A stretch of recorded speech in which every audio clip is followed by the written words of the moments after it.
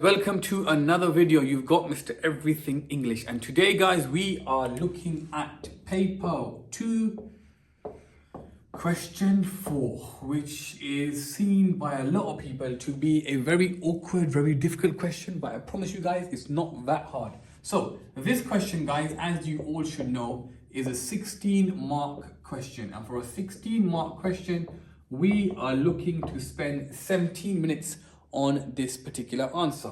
And in this particular question guys, we are comparing. Now what are we comparing guys? We are comparing source A to source B, and we are looking at methods. Now when writers talk about methods guys, they are referring to two essential things. They are referring to language techniques and they are referring to structural techniques.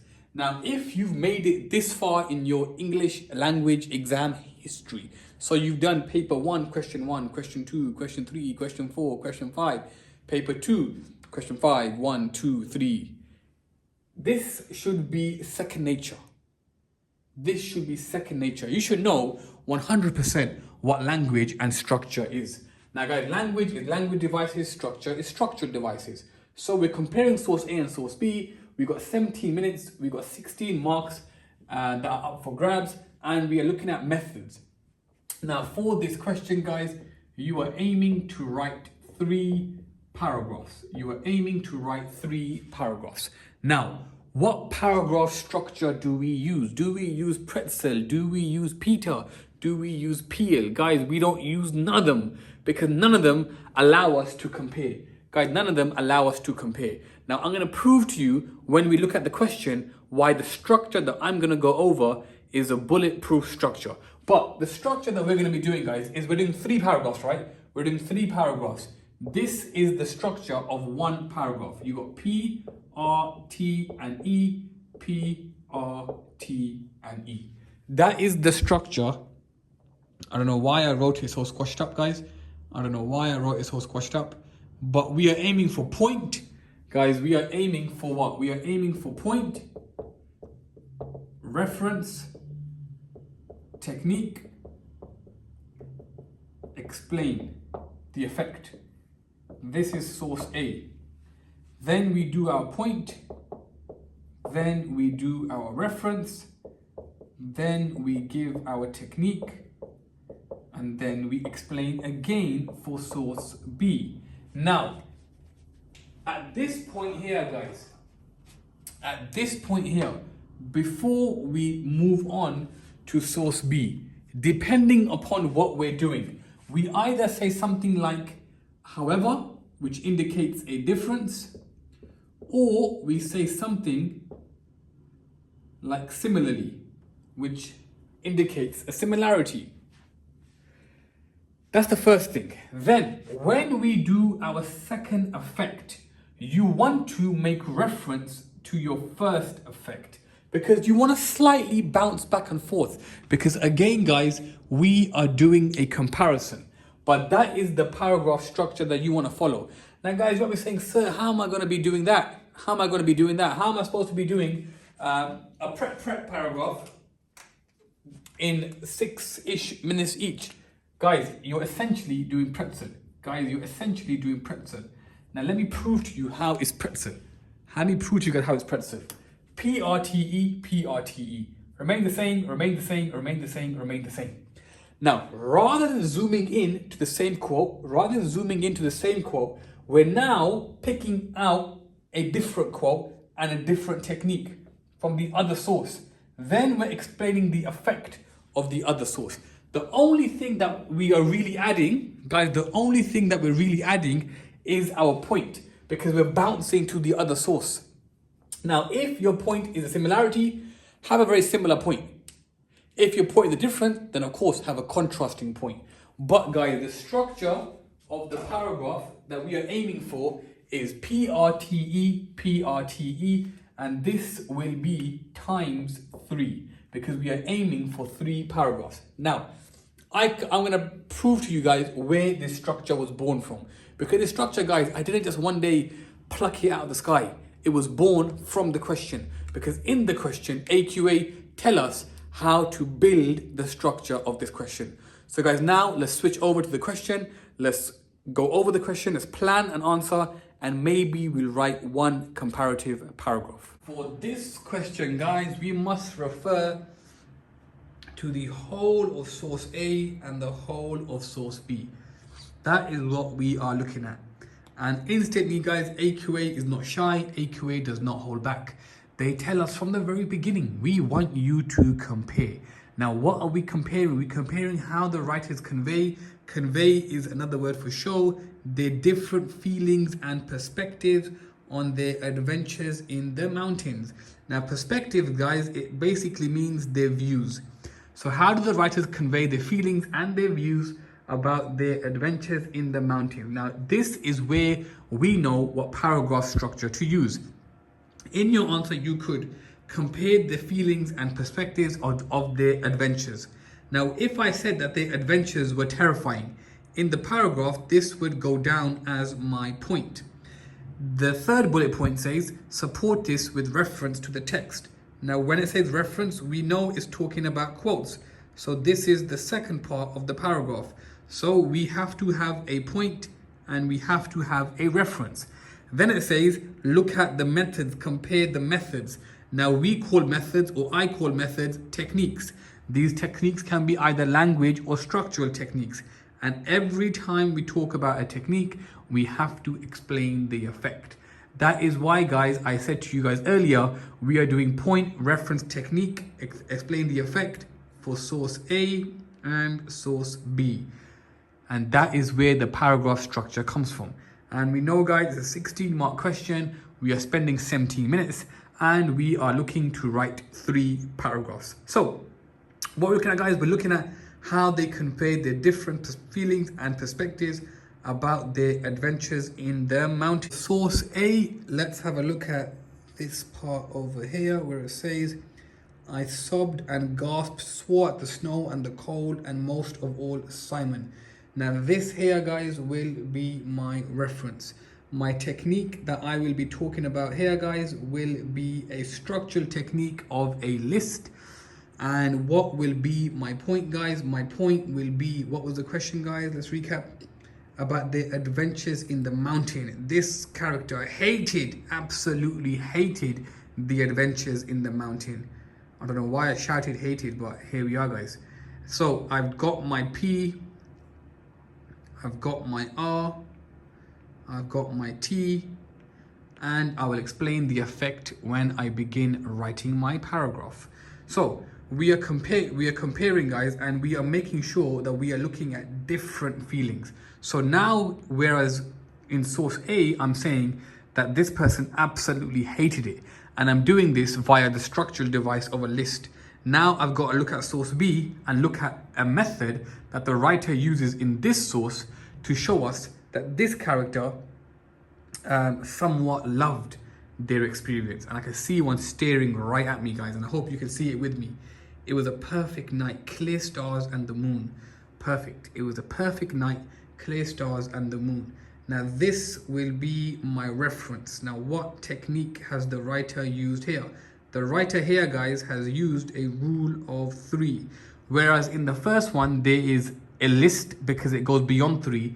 Here, we stop at the third. Perfect night, clear stars and the moon. Rule of 3, guys. We've got our reference.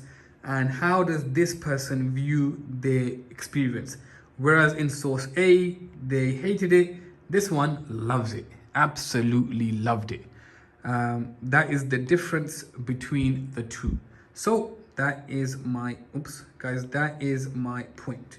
So I've done my P, I've done my R, I've done my T, and I will do my effect later. Now what I must do is turn these into one paragraph. The writer in source A absolutely hated the experience in the mountain.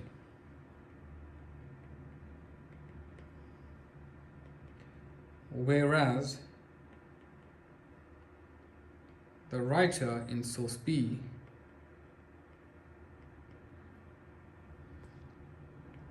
was the opposite.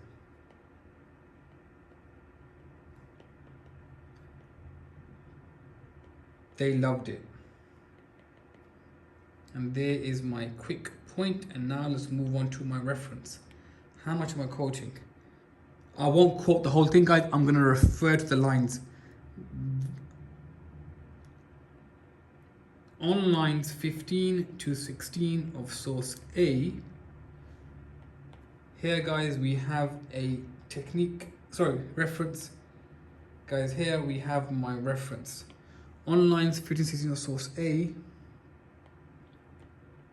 the writer uses a list of, how long is our list? I sobbed, I gasped, I swore at the snow, at the cold, and most of all Simon. 5. We have a list of 5. The writer uses a list of 5. That is my technique. Now, guys, if you ever use a list in your exam, try to be specific the way I am. Try to tell the examiner how long your list is. So I've done my P, I've done my R, and I've done my T. Now let's have a read, guys. The writer in source A absolutely hated their experience in the mountain, whereas the writer in source B was the opposite. They loved it. On lines 15 to 16 of source A, the writer uses a list of 5.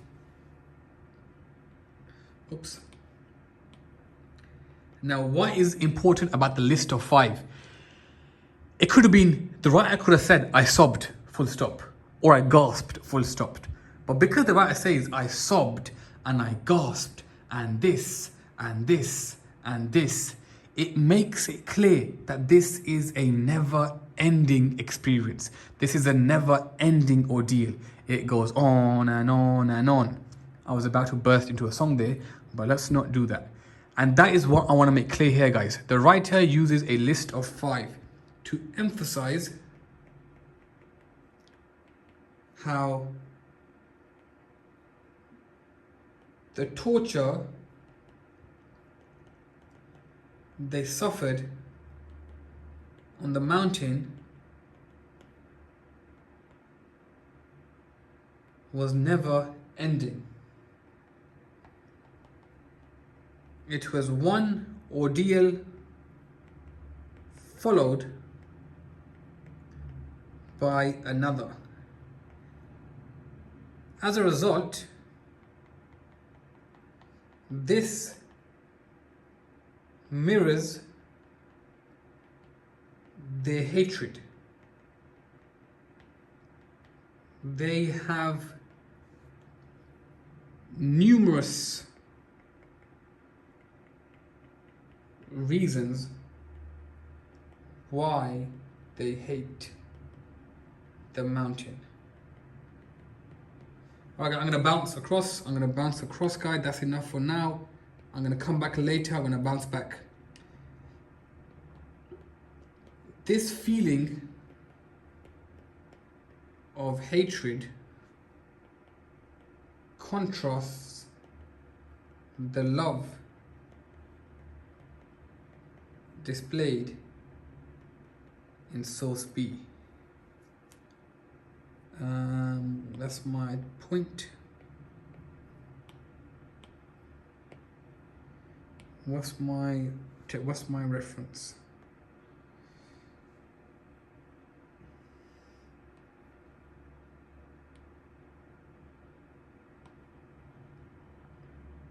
We learn how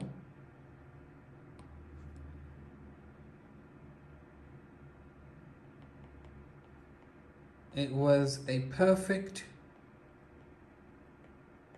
night. Clear stars and the moon.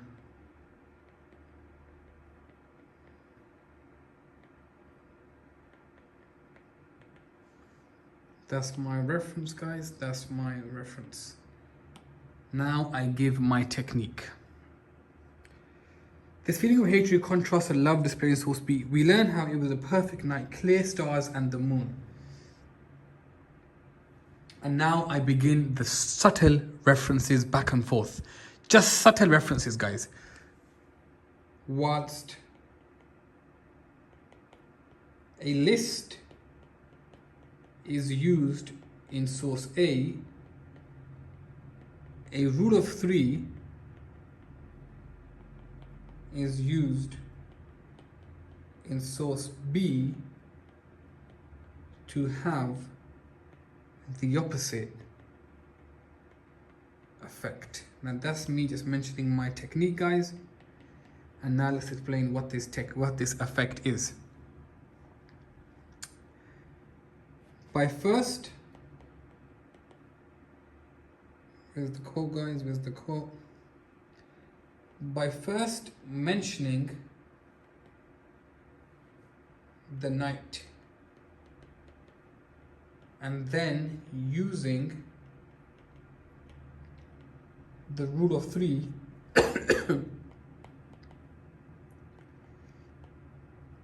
to zoom in to the beautiful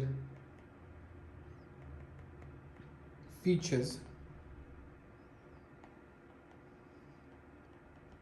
the writer here highlights the never-ending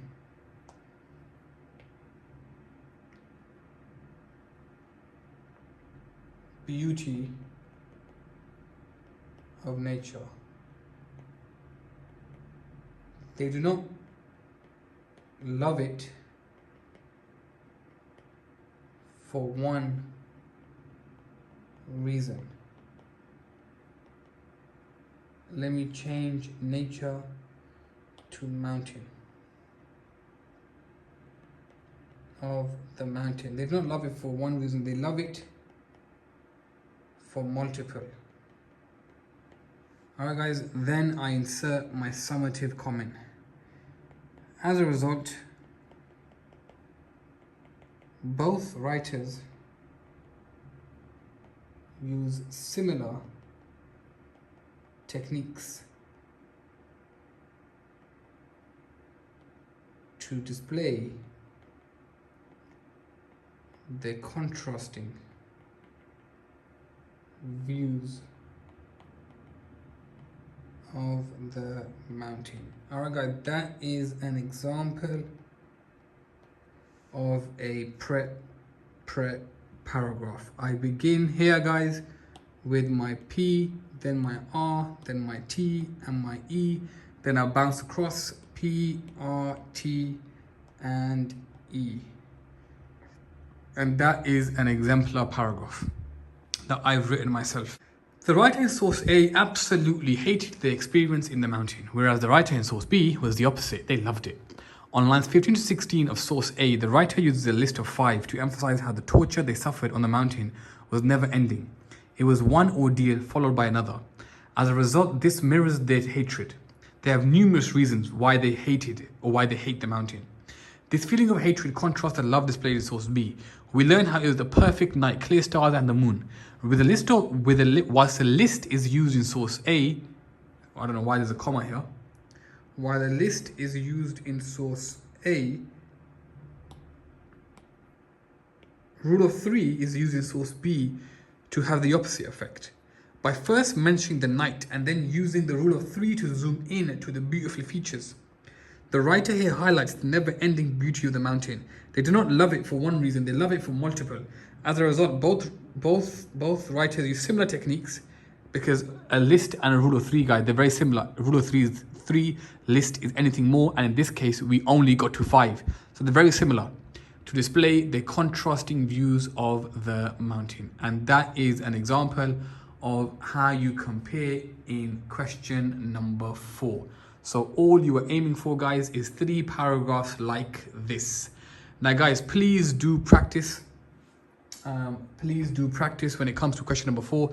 It can be tricky because the key element, guys, of question number 4 is compare, compare, compare. And this is what I need you guys to be able to do for the comparison question. Alright guys, now we have covered paper 1, question 2, question 3, and now we have covered question number 4. Tomorrow we will cover question number 5, which is the big one. It is the 50% article that we are writing for our exam. So do tune in for that. As always guys, it's been a pleasure. It's been a pleasure. We are nearly there guys, we are nearly there. The finish line is in sight. It's been Mr. Everything English. Peace. And guys, by the way, for those of you who say, sir, you do peace the wrong way around, I know, but it's just a habit. So guys, it's been Mr. Everything English. Peace.